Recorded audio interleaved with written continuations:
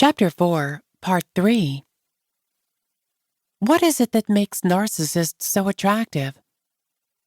We tend to be attracted to romantic adult relationships based on our attachment style as children and our experiences with our parents. Empaths who did not have their emotional needs met as a child will desire the love and validation of a narcissist. It is likely that an empath had a narcissistic parent or was emotionally neglected and learned that love is not unconditional, and that has caused them to seek out unhealthy relationship patterns. The empath has an unconscious desire due to their issues in childhood to be truly worthy of love and to be seen and heard by the narcissist. And they even tie their worth to it. They believe that if they manage to fix the narcissist and become loved by them, then their entire worth will be validated. Trying to seek love from an unlovable person is the empath recreating their childhood wounds and their parent relationship dynamic.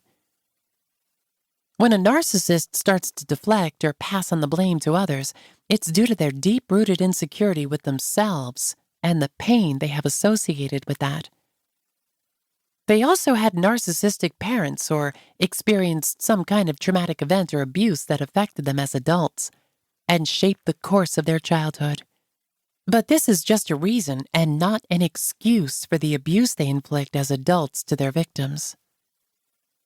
Psychologists found that people with narcissistic traits often had parents who undermined their achievements and emphasized the importance of praise and status from others.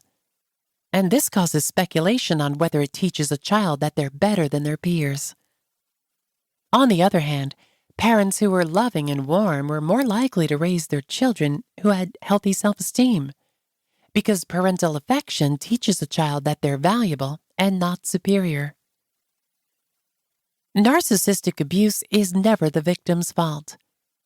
But it is unavoidable that there are certain areas in a victim's personality that make them more liable to coming across and connecting with a narcissist.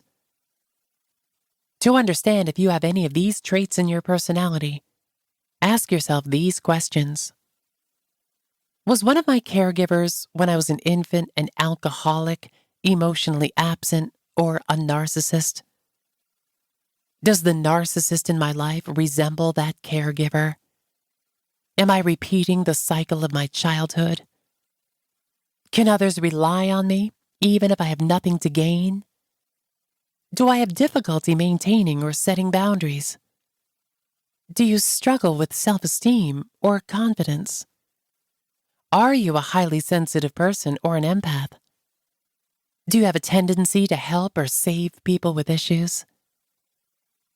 If an empath had an emotionally unavailable parent, then they probably have learned to associate love with hurt and anger. And they then develop a high threshold for the amount of mistreatment that they can take from the narcissist. All in the hopes of, in the end, it'll be worth it, and they'll achieve what they desired, only to be bitterly disappointed. When narcissists associate with people or someone, it's the sole purpose of sabotaging, draining, or bringing them down with them and making them as miserable as they are. When an empath realizes the toxicity that a narcissist is spewing, an empath can become very resentful towards a narcissist and will look to destroy their ego. To fight against the low vibrational state, the empath mirrors the narcissist and cuts off their empathy for the narcissist. They turn very cold in an attempt to degrade their fragile ego. Empaths have a small ego, and they aim to remove the ego of whoever they meet. This is because they naturally understand the terrible effects that ego can bring to people and that it causes tension among society